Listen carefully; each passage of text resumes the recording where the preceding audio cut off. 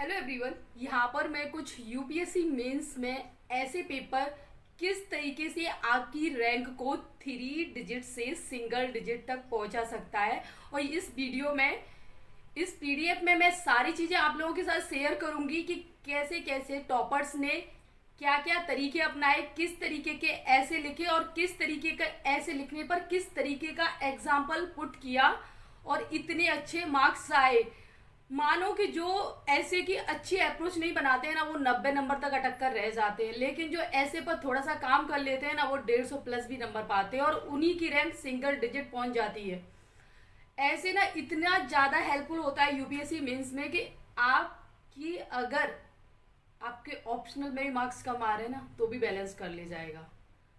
आपके other GS papers में भी नंबर कम आ रहे हैं ना, तो भी बैलेंस कर ले जाएगा और आपकी रैंक को बूस्ट कर सकता है। ऐसे लाइक योर रैंक बूस्टर। तो इसीलिए ऐसे को ना हल्के में नहीं लेना है। जो भी इस बार मेंस लिख रहे हैं, ऐसे को सीरियसली लीजिए और अच्छे से लिखिए। और ऐसे लिखने के ना कुछ तरीके होते हैं यार, कुछ ट्रिक्स होती हैं। कुछ लोग ना बहुत ज्यादा फैक्ट फैक्ट फैक्ट डाले जाते हैं। फैक्ट डाला जाता है एक लिमिट तक। ऐसा नहीं कि आप सोच रहे हैं कि मैंने तो बहुत ज्यादा फैक्ट दिया है ऐसे में, मुझे तो पूरा मार्क्स मिलेगा। नो, ऐसे निबंध मतलब एनालिसिस की हुई कुछ चीजें आप उसमें डालें, एनालाइज किए हुए कुछ एग्जांपल आप उसमें पुट करें, सारी डायमेंशंस को कवर करें। आपकी जो कंक्लूजन रहे वो भी थोड़ा विजन, थोड़ा होपफुल रहे। इंट्रोडक्शन भी आप एक अच्छी स्टोरी के साथ स्टार्ट कर सकते हैं। मेन बॉडी में कुछ एग्जांपल पुट कर सकते हैं, जो भी अभी रिसेंट के एग्जांपल हो वो पुट कर सकते हैं। और इस तरीके, और थोड़ा फ्लो भी बनना चाहिए। ऐसा नहीं कि इतिहास उठा लिया, इतिहास के बाद में सीधा आप पहुंच गए कि एथिक्स उठा लिया। तो इतिहास जैसे कि आपने हिस्ट्री वाली डायमेंशन से शुरू किया, हिस्ट्री से धीरे धीरे मूव कीजिए पॉलिटी में, पॉलिटी से धीरे धीरे मूव कीजिए जियोग्राफी में, फिर इकोनॉमी में, फिर आप डिजास्टर। और इस तरीके से थोड़ा सा चीज़ों को ना कनेक्ट करते रहिए। जब तक फ्लो नहीं बनेगा तब तक मार्क्स नहीं आते ऐसे में। तो मैं आपको बता रही हूँ कि मेरे टेस्ट सीरीज में बहुत अच्छे मार्क्स आते हैं ऐसे में। मैं कभी ऐसे के लिए ना कुछ नहीं पढ़ती, सीधा पेन उठाती हूँ और लिखना स्टार्ट कर देती हूँ। टू बी ऑनेस्टली मैं सीधा लिखना स्टार्ट कर देती हूँ और मुझे बहुत अच्छे मार्क्स आते हैं। तो ऐसे की ना, ऐसे ना बहुत इजी होता है ऐसे में मार्क्स गेन करना। बहुत आसान होता है, बस थोड़ी सी प्रैक्टिस की जाए और थोड़ा सा ना उसके तरीकों को समझ लिया जाए। ऐसे ही नहीं कि जीएस के ओवर कॉन्फिडेंस में मत जाना कि मेरे को सारा जीएस का सब कुछ रटा पड़ा है, ऐसे तो मैं धुआंधार लिख दूंगा, गलत फंस जाओगे। इसीलिए ऐसे पे थोड़ा काम करना।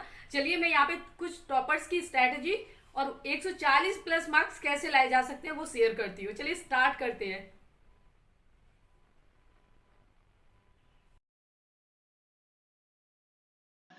यूपीएससी का एसए का पेपर आपकी फाइनल रैंक पर बहुत बड़ा असर डालता है। आइए थोड़ा साफ साफ समझते हैं कि किस हद तक आपकी रैंक में मदद करता है। एसए का पेपर 250 नंबर का ही होता है, जो कि किसी एक जीएस पेपर जितना ही है। टॉपर्स के बीच में अक्सर केवल 10 से 20 अंक का ही अंतर होता है। वहीं ऐसे में अच्छे मार्क्स आने से आप सीधा टॉप 100 में पहुंच सकते हैं। टॉपर्स की कुछ रियल एग्जांपल लेते हैं, जैसे कि 2020 में जागृति, उनके आए थे 132 नंबर और उनकी रैंक थी 2। अनुदीप, उनके 155 नंबर थे, उनकी रैंक थी 1 2019 में। विशाखा यादव 143 नंबर थे, उनकी रैंक थी 6। समझ रहे हो, सिंगल डिजिट वाले लोगों के रैंक बता रही हूँ मैं यहाँ पे। ऐसे में मतलब मार्क्स इतना इंक्रीज होने पे सिंगल डिजिट वाली रैंक में पहुंच सकते हैं आप। ऐसे कैसे मदद करता है फाइनल रैंक में हाई स्कोरिंग, कैसे किस तरीके से? जैसे देखो जीएस में 100 से 110 तक नंबर आना एवरेज है, कॉमन है, सबके आते हैं उतना। लेकिन ऐसे में 140 प्लस आना रेयर है। अगर आप बहुत अच्छे से तैयारी करते हैं, you can do it easily. Differentiator कैसे होता है कि सभी जीएस लिखते हैं फैक्ट के आधार पर, लेकिन ऐसे में आपकी ओरिजिनलिटी, डेप्थ, आर्टिकुलेशन को देखकर एग्जामर प्रभावित हो जाता है। लो कंपटीशन है, हाई इंपैक्ट है। जैसे ज्यादातर कैंडिडेट इस पेपर को सीरियसनेस से नहीं लेते हैं, इसीलिए जो लेते हैं ना, उनको बहुत ज्यादा फायदा होता है। ऑप्शनल में कम अंक आए तो भी ऐसे संभाल सकता है। कंक्लूजन कितनी हद तक मदद करता है? ऐसे पेपर आपकी 50 से 100 रैंक तक का अंतर ला सकता है। ऐसे ही आपके लिए रैंक बूस्टर बन जाता है। ऐसे पेपर में 140 प्लस लाने के लिए टॉपर क्या करते हैं, आइए रियल एग्जाम्पल और एक फुल प्रूफ स्ट्रेटेजी के साथ इसको समझते हैं। जैसे कि अनुदीप, उनकी रैंक आई थी 1 2017 में, उन्होंने एक उनके ऐसे में मार्क्स थे 155, देख रहे हो 155 नंबर लाना। दूसरा उन्होंने एक ऐसे लिखा था destiny of nation it's safe in its classroom, इस पे उन्होंने ऐसे लिखा था। तो इसको उन्होंने किस तरीके से फ्रेम किया था, उन्होंने किस तरीके के एग्जाम्पल उन्होंने दिए थे। जैसे कि उन्होंने इसमें फिनलैंड का एग्जाम्पल दिया था, इंडियन एजुकेशन पॉलिसी का एग्जाम्पल दिया था, प्लूटो का कुछ कोट्स दिए थे, टीचर स्टूडेंट रोल पर भी उन्होंने डीप एनालाइज किया था। उन्होंने इमोशनल और प्रैक्टिकल दोनों ही एंगल्स को बैलेंस किया था। अब कुछ लोग क्या करते हैं ना, ऐसे लिखेंगे, वो फैक्ट पटकेंगे। भाई फैक्ट का ज्यादा रोल नहीं होता है, आप फैक्ट नहीं डालने होते हैं बहुत ज्यादा। ऐसे में आपकी अप्रोच, आपका डीप एनालिसिस किसी टॉपिक पे, किसी एग्जाम्पल को जो पुट कर रहे हो वो जरूरी होता है, ना कि आपने फैक्ट डालने हैं 100 करोड़ 100 लाख 2 लाख ये पटक रहे हो, उसका कुछ नहीं होता है। आप जीएस में करो चलेगा। इसीलिए ऐसे की ना एक अलग अप्रोच होती है। ऐसा नहीं कि इस कॉन्फिडेंस में जो रहते हैं ना कि नहीं नहीं जाएंगे, हमारे तो जीएस बहुत अच्छे से याद है, सब कुछ फैक्ट रटा हुआ है, एकदम पटक के आएंगे अच्छे से, फैक्ट भर भर के आएंगे तो कुछ नंबर नहीं मिलने वाला है। इसीलिए ऐसे की एक अलग अप्रोच बनाओ, अलग लिखो, चेक करवाओ, बहुत जरूरी है। जैसे सौम्या शर्मा, इनकी 9 रैंक थी 2017 में, इन्होंने 145 मार्क्स लिए थे। देख रहे हो, अभी तक मैं सिंगल डिजिट वाले लोग ही आपको बता रही हूँ। उन्होंने यहाँ पे एक ऐसे लिखा था, social media is inherently is a selfish medium. उन्होंने इस पे बॉडी स्ट्रक्चर को काफी क्रिप्सी रखा था। इंट्रोडक्शन में स्टोरी, फिर कॉजेस इफेक्ट, सॉल्यूशन है, और कंक्लूजन में विजन। और उन्होंने ओरिजिनलिटी दिखाई कि सोशल वैलिडेशन लूप्स जैसे टर्म्स को भी उन्होंने यूज किया था। अगला है जागृति, उनकी 2 रैंक आई थी 2020 में, उन्होंने 132 मार्क्स लिए थे। और उन्होंने एक ऐसे लिखा था, life is long journey between human being and being human. उन्होंने फिलोसफिकल एंड रियल एग्जांपल दिए, मिक्स दिया थोड़ा, और जैसे अब्दुल कलाम, मदर टेरेसा, गांधी जी, ऐसे को मोरल और इमोशनल दोनों ही टोन में उन्होंने लिखा। अगला है कि इफेक्टिव स्ट्रेटेजी क्या हो सकती है 140 प्लस मार्क्स आपको लाने हैं ऐसे में। तो पहला होता है टॉपिक सिलेक्शन। जैसे कि एक फिलोसफिकल और एक सोशियो पॉलिटिकल टॉपिक आता है, जो टॉपिक आपकी सोच और एग्जाम्पल को बेहतर ढंग से फ्लो करता हो वही चुने। दूसरा है स्ट्रक्चर इज द किंग। पता है स्ट्रक्चर इज द किंग किस किस में, ये जीएस में भी बहुत मायने रखता है। ऐसे ही नहीं कि आपको सब कुछ याद है, अगर आप अच्छे से उसको रिप्रेजेंट, इंट्रोडक्शन नहीं दे रहे हैं, हेडिंग नहीं बना रहे हैं, सब हेडिंग नहीं बना रहे हैं, फिगर्स नहीं बना रहे हैं, डायग्राम नहीं डाल रहे हैं, प्रॉपर कंक्लूजन नहीं लिख रहे हैं, आप जीएस में भी मार्क्स नहीं ले पाएंगे। इसलिए हमेशा स्ट्रक्चर आपकी जो है, रिप्रेजेंटेशन है, बहुत मायने रखती है। जितना सॉलिड आपका कंटेंट है ना, उतना ही अगर आपकी रिप्रेजेंटेशन भी अच्छी हो जाए ना, डेफिनेटली आप बहुत अच्छे मार्क्स गेन करोगे।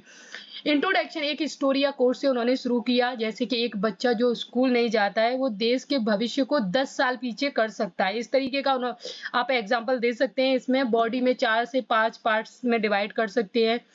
हिस्टोरिकल कॉन्टेक्स्ट रख सकते हैं, social, political, economical, ethical angle and real example India plus world का आप दे सकते हैं। कंक्लूजन में विजन प्लस होप टोन रख सकते हैं।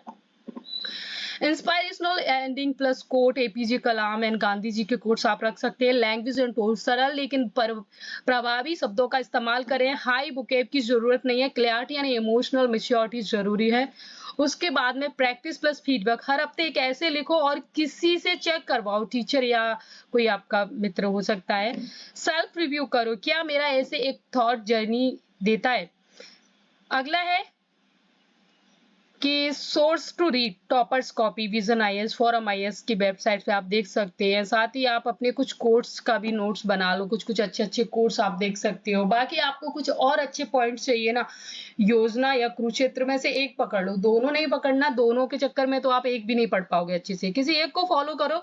और मैं कहूंगी योजना भी बेस्ट है और कुरुक्षेत्र भी, मैंने दोनों ही पढ़ी है, दोनों ही बहुत बेस्ट है, और मन करता है कि फिर दोनों को ही पढ़ो। अगर आप दोनों को उठा लेते हो तो फिर एक भी नहीं पढ़ पाते हैं, इसीलिए किसी एक को सेलेक्ट करना अपनी समझ के हिसाब से। यहाँ से आप कुछ डाटा पॉइंट्स, और आपको ना योजना कुरुक्षेत्र अगर आप पढ़ेंगे ना एक, तो आप ना रियल लाइफ प्लस रीसेंट वाले एग्जाम्पल आप अपने एसे में दे पाओगे, करंट वाले एग्जाम आप अपने एसे में दे पाओगे। करंट वाला फैक्ट फिगर नहीं भरना है, आपको करंट वाले एग्जाम्पल देने हैं। आपके पास कोई ऐसे आ रहा है तो आप उसमें करंट एग्जाम्पल पुट कर पाए, तो योजना और कुरुक्षेत्र से आपको ये मिल पाएगा। बोनस टिप्स क्या हो सकती है कि आप यहाँ पे ऐसे नोटबुक तैयार कर लो, कुछ यहाँ पे अपना कोट्स वगैरह जैसे कलाम, बुद्धा, अम्बेडकर जी एग्जाम्पल आप ले सकते हैं, और रतन टाटा केरला फ्लड वाला कुछ इंसिडेंट्स ले सकते हैं, सोल्जर्स, सोशल वर्कर्स, यूएन का डाटा ले सकते हैं, नीति आयोग, एसडीजी के गोल्स, ये सब आप थोड़ा सा अपने ऐसे में अगर ये सब आप पुट करेंगे तो ये आपके लिए काफी हेल्पफुल साबित हो सकता है। आई होप कि आपको मेरा ये तरीका बहुत ही पसंद आया होगा विद टॉपर्स एग्जाम्पल। अगर आपको मेरी ये सीरीज पसंद आ रही है तो प्लीज ज्यादा से ज्यादा लाइक कीजिए, शेयर कीजिए। Thank you.